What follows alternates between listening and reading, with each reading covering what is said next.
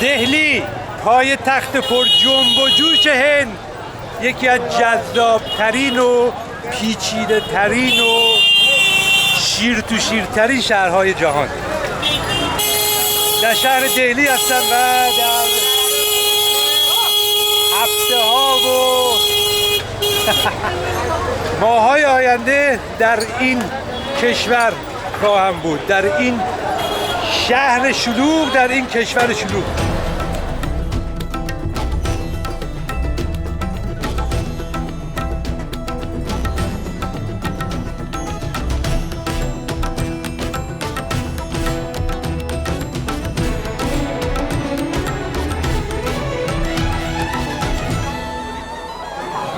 شهر دهلی به دو قسمت تقسیم شده، دهلی قدیم و دهلی جدید، که علاقه شخصی من بیشتر به دهلی قدیم هستش، هرچند که به دهلی جدید هم میرم.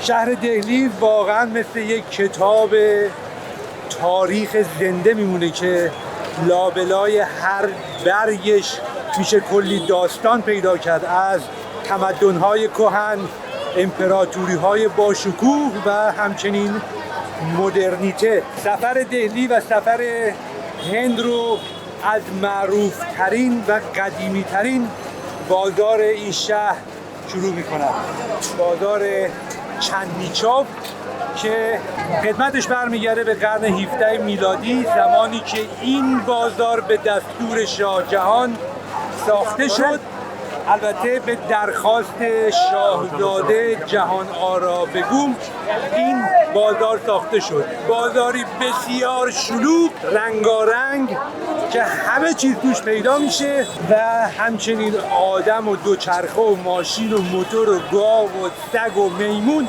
همه چیز اینجا هست و همه تو هم میلولن و تا به حال من هیچ تنشی هم ندیدم بین این مردمانی که در اینجا دارن تو هم میلولن و همه معمولا یه لبخندی هم به لبشون هست و سرشون هم اینجوری تکون میدن وقتی که به خارجی میرسن یا حتی به خودشون. با هم دیگه یک دوری بزنیم توی این بازار، بازاری که بسیار شلوغ هست و زمانی قلب تپنده اقتصادی شهر دهلی بوده، مخصوصا در زمان امپراتوری مغول‌ها.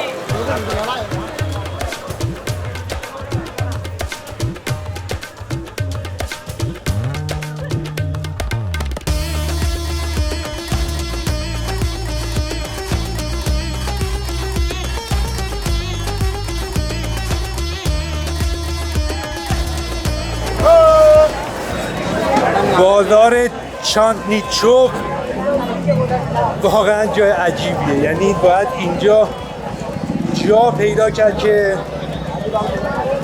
بشه راه رفت. همینجور همه تو هم میلولن، یعنی اون میلولن به معنای واقعی رو اینجا میشه دید و کسی که تا به حال نیامده باشه هند حتما تعجب میکنه، حتما تحت تاثیر قرار میگیره از این همه شلوغی و دیگه باید همرنگ جماعت شد و در این جماعت لولید. یکی از زیبایی های هند همیشه برای من این خانوم های هندی هستن با لباس های رنگی که بسیار جذاب هست. برای من خیلی جالبه، همه جور آدم رو میشه دید و جالب اینجاست که ترکیب قومیتی و دینی هم اینجا زیاد هستش، هم مسلمون میشه دید، هم سیخ میشه دید، بودایی میشه دید، بودایی کمتر، هندو میشه دید و ادیان دیگه‌ای که اینجا پر هستش و همه در کنار هم هستن و میلولند و هیچ اتفاقی هم من تا به حال ندیدم بیفته اینجا. خب طبیعتاً در طی تاریخ تنش‌های مذهبی هم بوده، ولی این که در کنار هم مغازه‌ها رو میشه دید، یکی ریش داره، یکی موهاش بلنده، یکی نقطه قرمز رنگی زده بر روی پیشونیش، یکی هم عمامه یا توربان بسته به سرش مثل من و واقعا جای جالبی هستش. کلی هم میشه از این دستفروشا رو دید کنار خیابون که دارن غذا درست میکنن و همه اتفاقات هم با دست دیگه، یعنی همه چیز با دست غذا رو درست میکنن و پیشنهاد من اینه هر کسی میاد هند همون اولش سعی بکنه خودش رو واکسینه بکنه با خوردن غذاهای خیابونی که اگه قرار اسهالی اسهالی چیزی بشه همون روز اول بشه. هرچند که این بازار در طی تاریخ بیش از 300 سال نزدیک به 400 سال که خدمتش میگذره، هرچند که خیلی اتفاقات در اینجا افتاده و خیلی تغییرات در اینجا رخ داده، ولی کماکان میشه بعضی از ساختمون‌ها رو دید که متعلق به همون قرن 17 و 18 هستش و تک و توک میشه دید، ولی خب خیلی ها تغییر کرده. و از خودم سوال میکنم که واقعا اون زمان که اینجا رو درست کردن چه شکلی بوده؟ آیا اون زمان هم اینقدر شلوغ بوده و اینقدر ملت بوق میزدن؟ آیا اون موقع اصلا بوق درست شده بوده، اختراع شده بوده قرن 17 یا 18 و اصلا قبل از اختراع بوق هندی‌ها چیکار میکردن واقعا؟ اینجا یکی از چیزهایی که داره پارچه فروشی و البسه هستش، پارچه های رنگی، لباس های رنگی که بیشترش مال خانوم ها هست و یکی از مشخصه های بارز کشور هند همین رنگ هستش. تو اینجور کشورهای زیادی هست مثل هند و حتی بعضی از کشورهای آمریکای لاتین. چیزی که خیلی عجیب و جالبه این کابلای برق هستش، کابلای برقی که تو همدیگه گره خوردن این کابلا، این سیما، و واقعا عجیبه. و همیشه از خودم سوال میکنم اگه یک مشکلی پیش بیاد چطور میتونن پیدا بکنن که مشکل از کجا هست، این سیم مال کجا هست. ولی خب طبیعتا اون کسی که اهل این کار باشه میدونه مشکل رو چطوری باید حل بکنه. اینقدرم داد زدم که صدام برسه برای ضبط این ویدیو که تای گلوم داره میسوزه. البته فکر میکنم قسمتش هم به خاطر هوا باشه، همیشه یک غباری در روی این شهر هستش و طبیعتا منم به عنوان تازه وارد باید بدنم کم کم عادت بکنم. یه چیز دیگه هم که هست، معمولا هر کسی که به هند میاد حداقل یک اسهالی میشه به نظر من. شاید 99% آدما اسهال میشن و اگه شانس بیارن که بیماری دیگه ای نگیرن. البته هرچند باید خیلی رعایت کرد، ولی خب خیلی هم نباید دیگه. تیتیش مامانی بود و بریم از این و رد چیم. و به نظر من بهتره که کم کم آدم از اینا غذا بخوره، از تو خیابون غذا بخوره تا اینکه بدنش عادت بکنه. البته این نظر شخصی من هستش و یک اصل نیستش.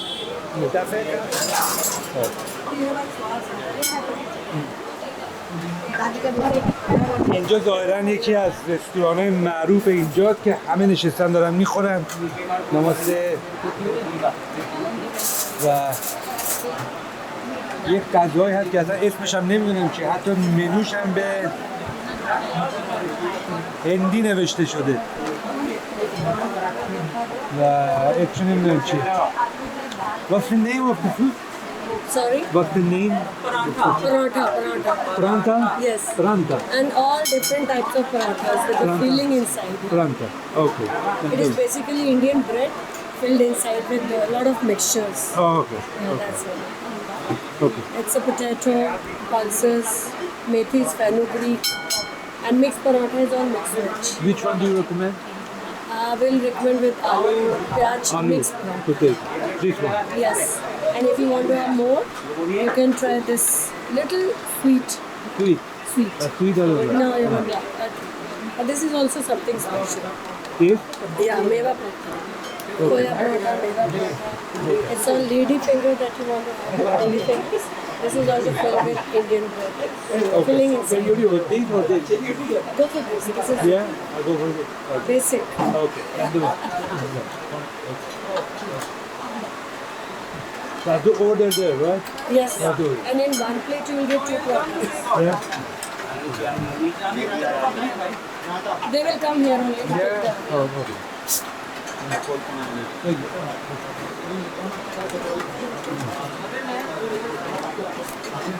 این خانومه توضیح داد که کدوما رو میشه گرفت. ظاهراً نوعای مختلفی داره، هم هندی نوشته شده، ولی گفتش که آلوشو بگیر. آلو به هندی یعنی سیب زمینی و این ظاهراً چی میگن اون استانداردش این هستش.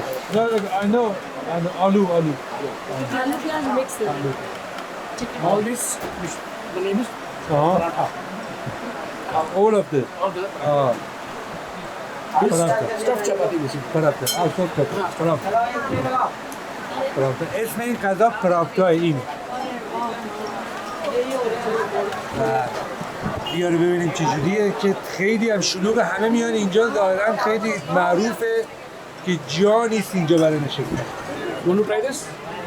I will. This sweet one. Yeah, sweet. I don't like sweet.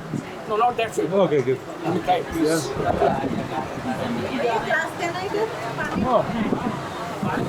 Good. خب چی دیگه از این مود، این کدو سیب زمینیه. این هم سیب زمینی با نخود فرنگی و منتظرم که این نونه هم بیاد، همین پراپتا.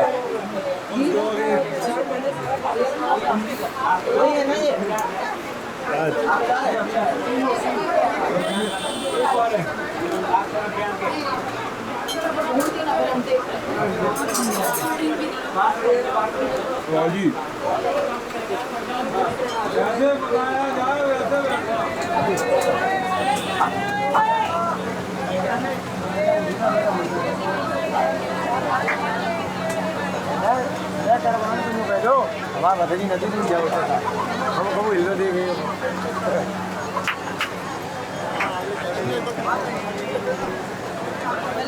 هر گوشه رو میبینید دارن میخورن، هر گوشه یک غذای هست و همه رفتن تو مایه‌های خوردن، کره خوری. البته کره خوری هم هست، تا نگاه کنید قنادی‌های خوبی داره. این شیرینی خشکه، شیرینی ترای خوبی هم داره و اسماش هم سخته دیگه، حالا چی هست من خبر از بر نیستم. و تو مایه‌های مثلا شیر برنج و فرنی و اینا هم خیلی داره. خلاصه ملت بخور و کره خوری هستن اینطور که به نظر میاد. اینجا تا ساعت 12 ظهر شلوغه و حدوداً از 12 ظهر به بعد خیلی شلوغ میشه دیگه، به طوری که مثل الان نمیشه راه رفت. تقریبا هر قسمت از شهر میشه گفتش که هر قسمت از بازار مربوط به یک جنسی میشه. اینجا ظاهرا پوشاک و البسه و کفش و اینجور چیزاست، ولی خب همیشه هم در بینش خوراکی پیدا میشه. از سیب زمینی شیرین گرفته که کباب میکنن و میفروشن تا کره خوری های دیگه. اینجا هم کفش هست و کیف و کلی چیزهای دیگه که این هم قسمتی است. میشه گفتش که همین بازار معروف چانتنیچوف هستش. در امتداد این بازار میشه گفتش که معروف ترین بنای شهر دهلی قرار گرفته. از خیابون رد بشید.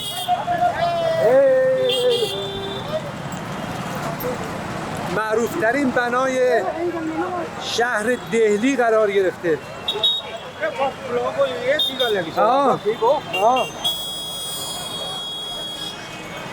فکر میکنم من سیکم هندی هم با هم حرف میزنن مخصوصا این سیکا.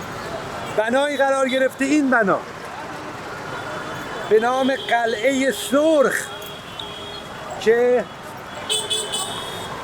قلعه قرمز رنگ هست و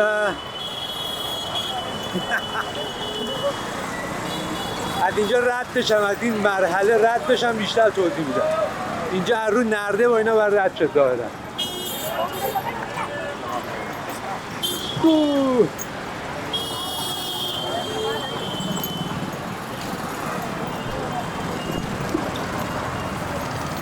فکر کنم یه قانون نانوشته‌ای در هند هست، حدس میزنم، یعنی اینجوری حسم میگه که چه با ماشین، چه با موتور، چه با دوچرخه، چه پیاده هستین، باید برین، راه خودتون رو برین و این پیش‌فرض رو داشته باشین که انگار میخوان بهتون بزنن و شما نباید بزنی و هر راهی هم بود باید برید. یه همچین چیزی. امیدوارم متوجه شده باشین منظورم چیه. به خاطر اینکه هر کی هر راهی پیدا میکنه از اون میاد و بقیه هم چون اینو میدونن هیچ اعتراضی نمیکنن و همه چیز به خیر و خوشی تموم میشه. هیچ تنشی هم وجود نداره. اینجا هم منطقه که خیار میفروشه، اینجا منطقه کره‌خوری. من اسمشو میذارم کره‌خوری به خاطر که اینقدر چیزای ریزمیز و جور و جور هست که اسمشو میذارم کره‌خوری. این قلعه سرخ رنگ، قلعه سرخ نام داره که به زبان محلی بهش میگن لال قلعه یا همون قلعه سرخ.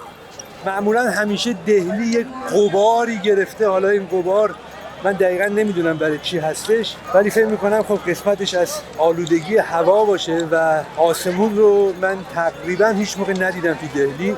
حالا شاید این داستان فصلی هم باشه و یک غباری هست، مه، دود، هرچی هست که این مخصوص دهلی هستش. یکم این جلوتر و با هم دیگه وارد قلعه سرخ میشیم. قلعه‌ای که نقش بسیار مهمی داشته در تاریخ دهلی، مخصوصا تاریخ هند. دهلی البته هند که بالاخره داریم از یه شبه قاره صحبت میکنیم و داستان‌های بسیار زیادی در اینجا نهفته هستش که یک سری از این داستان‌ها هم به ما مربوط میشه، به ما و نادرشاه. با هم دیگه میریم داخل قلعه سرخ.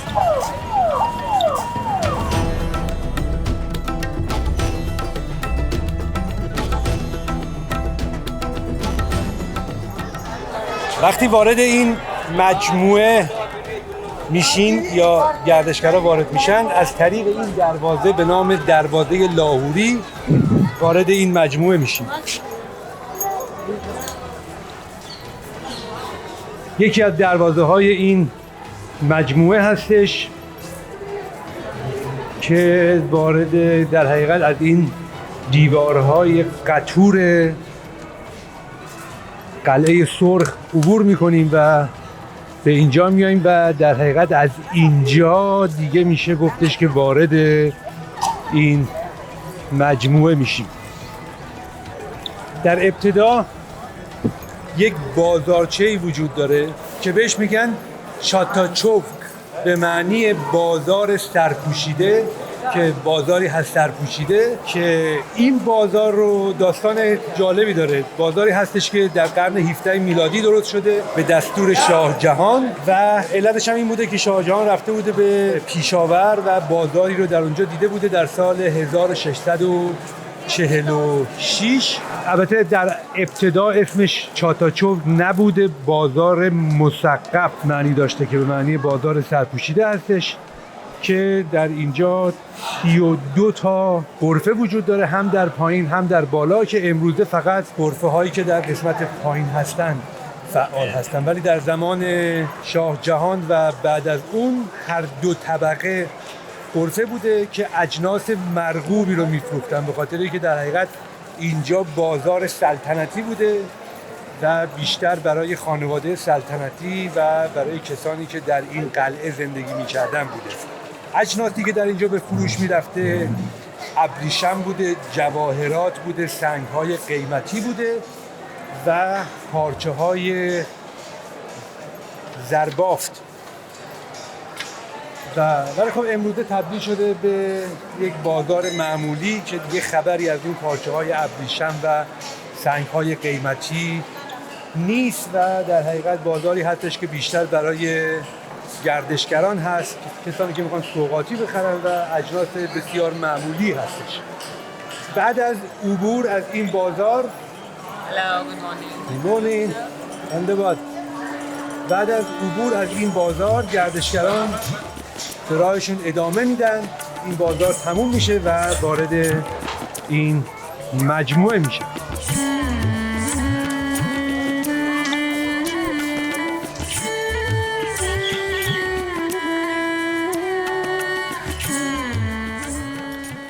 از بازار که رد شدم، بازار اونجا، یعنی دقیقا میشه روبروی این بنا فاصله زیادی هم نیست، شاید یه چیزی حدود مثلا 70-80 متر 100 متر نهایتا هست تا این بنا. یه بنای مستطیل شکلی هست، سفید رنگ و همچنین قرمز، که اینجا بهش میگن نباتخانه یا همون ناقارخونه و جایی بوده که وقتی شاه و یا مقامات مهمی به اینجا می اومدن اینجا شروع میکردن به موزیک نواختن. دسته موسیقی بوده اینجا و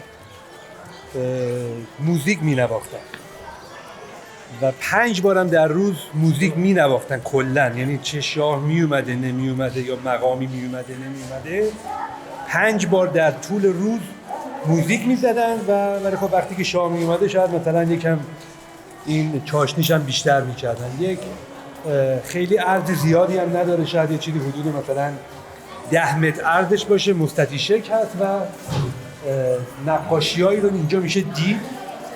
این مدل نقاشی که میگن در اون زمان این نقاشی ها با طلا کشیده شده، الان بقایاش مونده، یعنی خیلی هم مشخص نیست، معلومه که در طی تاریخ کاملا از بین رفته. و از این ناقارخونه که میایم بیرون با چنین فضایی مواجه میشیم، یک حیاط تقریبا مربعی شکل هست و اون ساختمان. خب با هم دیگه میریم جلوتر و همینجور که میریم جلو منم قدم به قدم در حقیقت توضیح میدم که اینجا چی هست، چی بوده، چه کار میکردن و فضا چجوریه. یه چیز جالب بهتون بگم، این که این عمامه یا این دستار یا این توربانه که بستم به سرم، یکی از مزیتاش اینه که دیگه کار ندارن بهم خیلی، چون معمولا هی میان میگن از کجا اومدی، چه کار میکنی، نمیدونم عکس میگیرن با آدم، ولی اینو که بستم به سرم کمتر میان ولی بازم خیلی کمتر. و خلاصه این از مزایای بستن عمامه بر سر هستش. به راهمون ادامه میدیم.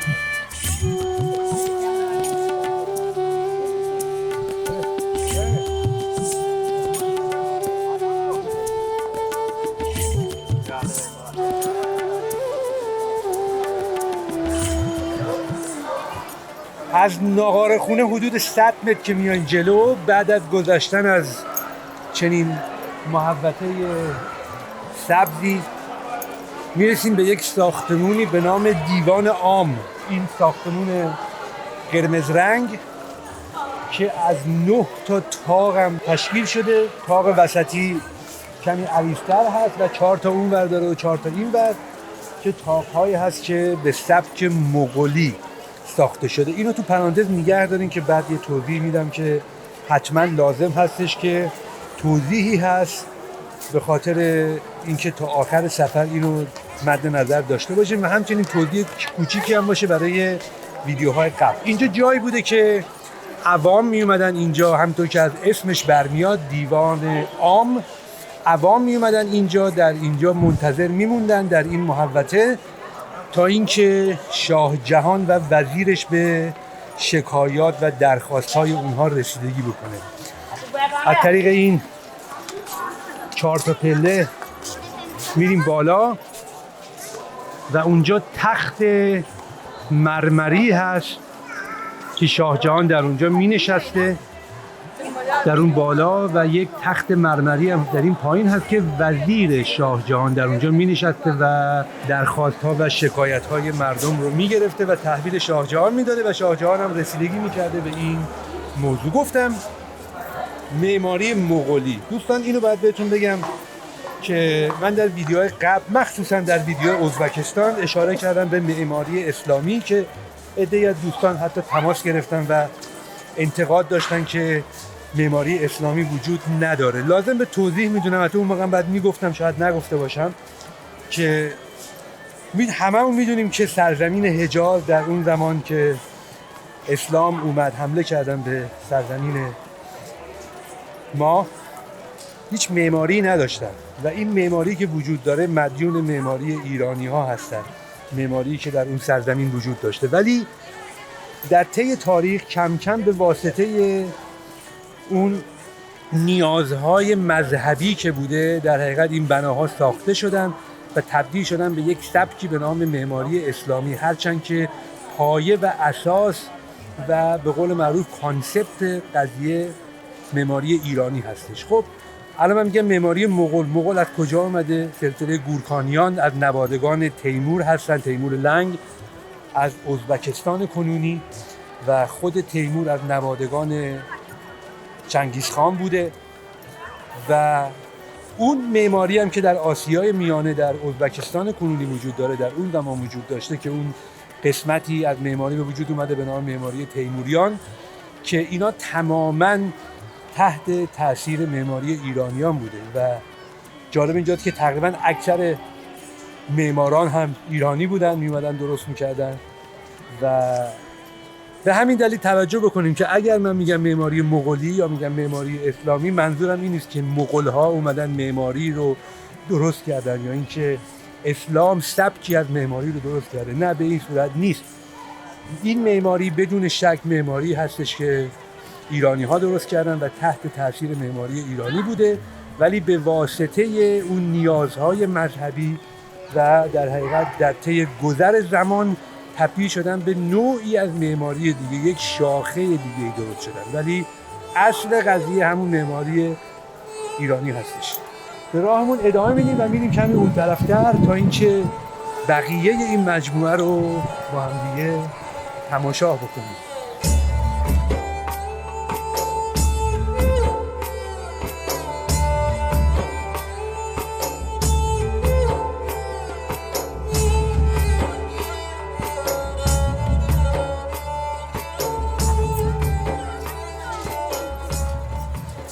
در ادامه سفرمون، چون واقعا سفره بس که اینجا بزرگه، میرسیم به یک حوض و یا استخر بزرگ که در مقابل چنین ساختمونی قرار گرفته که به این ساختمون میگن رنگ محل، که بزرگترین محل سکونت سلطنتی هستش که طبیعتاً پادشاه شاه جهان در اینجا زندگی میکرده همراه با خانومش.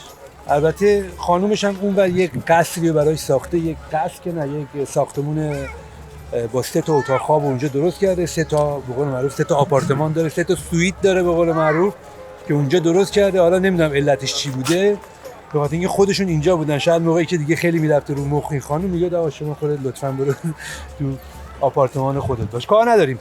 اینجا بهش میگن رنگ محل و علتش هم این هستش که در درون اینجا، در داخل اینجا نقاشی‌های بسیار رنگی وجود داره یا داشته. البته متاسفانه نمیشه رفت داخلش، بسته است و مأمورم گذاشتن، پلیس هم گذاشتن که نمیشه رفت داخل و به دلیل وجود نقاشی‌های رنگارنگی که در این داخل وجود داشته یا وجود داره به اینجا میگن رنگ محل. یک حالت نهر مانندی هم اینجا وجود داره که از سمت اون استخر میاد و میره به این سمت که بهش میگن نهر بهشت، که معنیش هم دیگه مشخصه. میره و میریزه یک حوضی هم این جلو هست، میریزه این حوض که در حقیقت میگن که علت ساختش هم این بوده که هم با صفا بشه و همین که یکم دما رو کم بکنه، حالت ایرکاندیشنینگ کار میکرده اینجا و به این صورت. متاسفانه نمیشه رفت داخل سویت جهانشاه و نگاه کرد که به چه صورت هست، ولی چیزی که جلب توجه میکنه اینجا اینه که ظاهرا خیلی انگار نرسیدن بهش و یا نمیرسن. میشه رو سقف رو نگاه کرد، ستونها رو نگاه کرد، طوقها رو نگاه کرد، این قوسها رو نگاه کرد که واقعا داغون هستن و مشخصه که واقعا بهش نرسیدن و نمیرسن. حالا علتش رو نمیدونم چی هستش، با اینکه اینقدر گردشگر میاد اینجا و بالاخره یک منبع درآمدی دارن از فروختن بلیط، ولی متاسفانه در و داغون هست این ساختمون ها. تا اینجا که من دیدم داغون هستش، یعنی انگار همینجوری به امر خدا ولش کردن. از رنگ محل که میایم جلوتر میرسیم به این مکان دیگه، اینا تقریبا همشون چسبیده به همه. تقریبا میرسیم به این مکان که بهش میگن محل خاص، که در حقیقت 3 تا مکان داشته این تو. یه جایی بوده اون تو بهش میگفتن تسبیح خونه. تسبیح خونه شاه جهان و پادشاه، شاه میرفته اونجا عبادت میکرده و خوابگاه بوده، محل خوابیدن پادشاه بوده. ظاهراً در نقاط مختلفی در این مکان شاه میخوابیده. و یه جای دیگه هم داشته به نام توشخانه یا بیتک، جایی بوده که محل نگهداری لباس بوده و لباسا رو اونجا نگه می‌داشتن. و یک مکانی هم بوده که از اون بالا، اینطور که من خوندم اینجا، از اون بالا شاه جهان نگاه می‌کرده، تفریح می‌کردن، مثلا فیل و شیر و ببر و پلنگ رو می‌انداختن به جون همدیگه و این شاه جهان و خانواده و برابکس اون اطراف می‌اومدن نگاه می‌کردن، لذت. و چسبیده به همین محل خاص یک محل دیگه‌ای قرار داره به نام دیوان خاص. این دیوان خاص برای ما ایرانی‌ها هم یکم خاصه به نظر من. در درجه اول یک مکانی بسیار زیبا، سنگ مرمر سفید و با این قوس‌هایی که گفتم به سبک معماری مغولی هست و همچنین بر روی پایه‌های ستون‌ها هم میشه هم نقش گل رو دید که در حقیقت درآوردن روی سنگ و هم اینکه گل رو کشیدن، بسیار زیبا هستش. و اینجا جایی بوده که اونجا الان یک تختی رو گذاشتن. اون تخته اصل نیست، اصلش تختی بوده به نام تخت طاووس، همون تخت طاووس معروفی که نادرشاه وقتی که به اینجا حمله کرد در سال 1739 با خودش برد. تخت طاووس از اینجا نادرشاه برداشت و برد و در حقیقت جایی بوده همون وسط که اونجا شاه جهان می نشسته و وزرا و کسانی که آدمای مهمی بودن از لحاظ سیاسی، از لحاظ نظامی یا مهمانان خارجی بسیار مهمی که به اینجا می اومدن بر روی شاه جهان اون بالا می نشسته بر روی تخت طاووس و اینا هم اینجا بودن و با هم دیگه گپ و گفتگو داشتن. ولی وقتی نادرشاه در سال 1739 حمله کرد، اینو با خودش برداشت برد تخت طاووس و اون الماس معروف کوه نورم بود، اونم برداشت با خودش برد. ولی بعدها میگن که تخت طاووس موقعی که بعد از اینکه نادرشاه کشته میشه و اون شورش ها رخ میده، تخت طاووس هم تیکه تیکه میشه به خاطر اینکه روش پر از الماس و جواهرات و سنگ های قیمتی بوده و اینو غارت میکنن خودشون، همون اطرافیان نادرشاه، و تخت طاووس کلا از بین میره. ولی بعدها در زمان فتحعلی شاه میان یک تخت طاووس قاجاری درست میکنن که به اونم میگن تخت طاووس. ولی تخت طاووس اصلی اینجا بوده که نادرشاه غارت کرده و با خودش برده. از اون قسمت دیوان خاص و محل خاص و بناهای بسیار مهمه، یعنی مهمترین بناهای این مجموعه که یکم فاصله میگیریم، میایم اینورتر و یه سری بناهای دیگه هست مثل این بنا که هیچ توضیحی ندادن که این اصلا چی هست چی نیست. و اون برم یه سری خرابه است، فکر کنم اینا کمتر مهم بوده و بهش هم رسیدگی نکردن و کلا که اصلا مشخص خیلی رسیدگی نمی‌کنن به این بناها، ولی بعضی‌هاش که اصلا کلا ول کردن، داغونه، یعنی یه جورایی خرابه شده. توضیح هم ندادن که اصلا این بناها چی هست. و از این ورم یک حالت پارک مانند هستش که به این صورت هست، یه سری بناها هست، اونور خرابه است، اینورم اومدن یادگاری نوشتن روی این دیواره ها که از این چیزا آشناست برای ما، فکر کنم زیاد دیدیم تو ایران. حالا الان نمیدونم چجوریه، ولی حداقل اون موقع من ایران بودم پر بود، جای دیدنی که میرفتی کنده بودن یا رو درخت و نمیدونم رو دیوار و این چیزا. خلاصه وارد یه همچین مکانی میشیم که خیلی خبری هم نیست، ولی خب مهمترینش اونجا بود. من خاطرم هست دفعه قبل که اومده بودم، همون بیش از 7 سال پیش که اینجا اومده بودم، باز بود، یه جاهایی باز بود و بازدید کننده میتونست بره داخل. از اون داخل یکم میرفتیم به سمت بالا، یه تالاری بود که پر بود از نوشته ها و شعرهای فارسی و بسیار لذت بخش بود. برای من که میتونستم اینا حداقل بخونم بدونم چی هستش. ولی متاسفانه الان تقریبا تمام این ساختمان‌ها رو بستن و نمیشه به اونها ورود کرد. بعد از دیدن تقریبا میشه گفت مهمترین مکان، معروفترین مکان در شهر دهلی، یعنی قلعه قرمز، از اینجا دارم میام بیرون و خیلی شلوغ شد و بریم تو شلوغی و ببینیم چه خبره.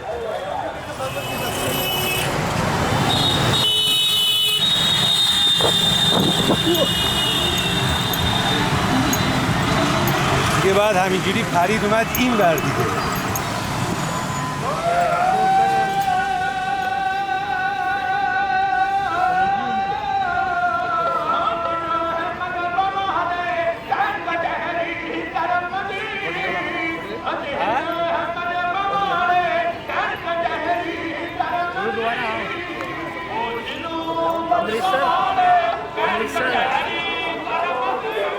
برای ورود به معبد سیک ها باید کفشا رو در آورد و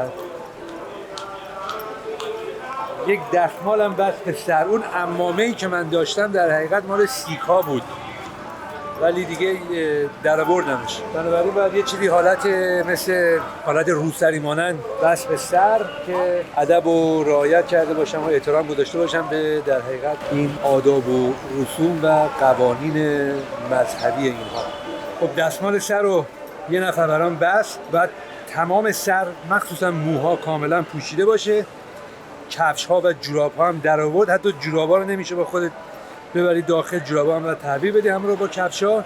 برای ورود باید حتما از این حوض کم عمق رد شد و پاها رو شست، یعنی شست که در حقیقت باید نمناک بشه که یه ذره تمیز بشه تا اینکه بازدید کننده یا اون زائر اجازه داشته باشه وارد این منطقه بشه. اینجا مکانی هست به نام گرودوارا شری بانگلا صاحب. کلاً به مکانهای مذهبی سیک ها میگن گرودوارا و علتی هم که من اومدم اینجا علاوه بر این که عمامه اینا بر سرم بود، گفتم که بالاخره بین یکی از این ادیان و مذاهب که در هند تعدادشون زیاد هست یکی رو انتخاب بکنم و اومدم اینجا. حالا اسلام و مسیحیت و یهودیت و هندویسم و بودیسم و اینا رو تقریبا میشناسیم، باهاش آشنایی داریم یکم و منم فکر می‌کنم تو برنامه‌ام یکم بیشتر توضیح دارم در مورد اینا، ولی در مورد سیک ها خیلی توضیح ندادم، هرچند که بیش از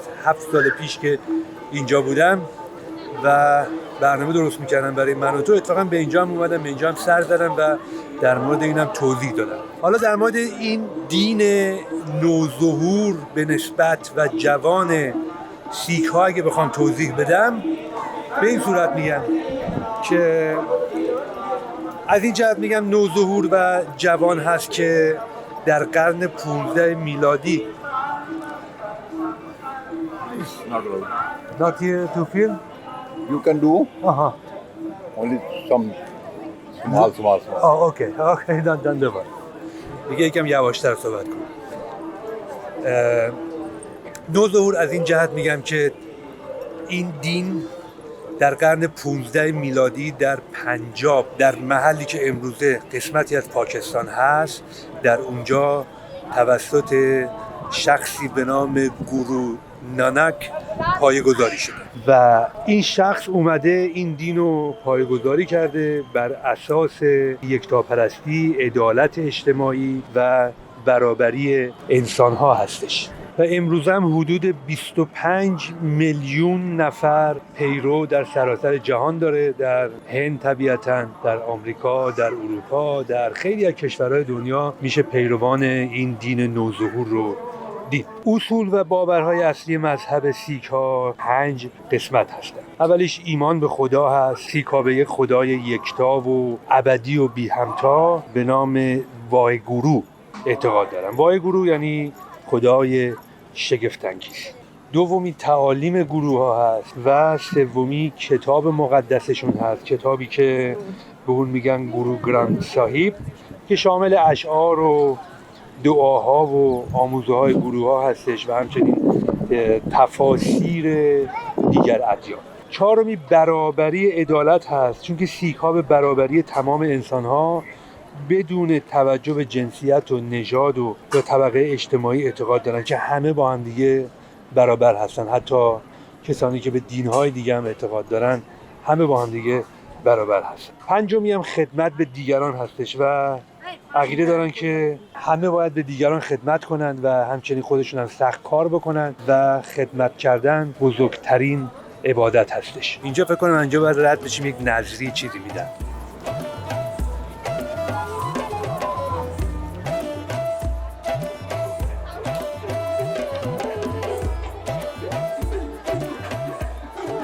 یک حلوای داغه، حلوای خودمونه، حلواست.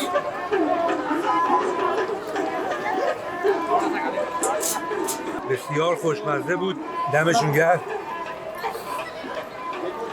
یه قسمتی هم هست اونور که غذا میدن، هر روز غذا میدن توی معابدشون و کسانی که میان میتونن برن اینجا غذا بخورن.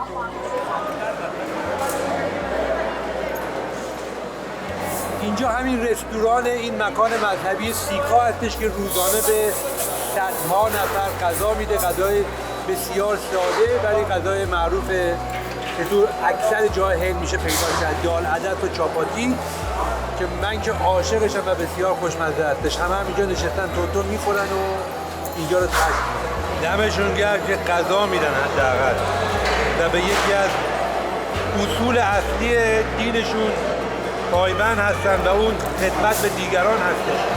و به نظر من سیر کردن شکم دیگران خیلی مهمتر از بقیه ارکان دین و این چیزا هستش.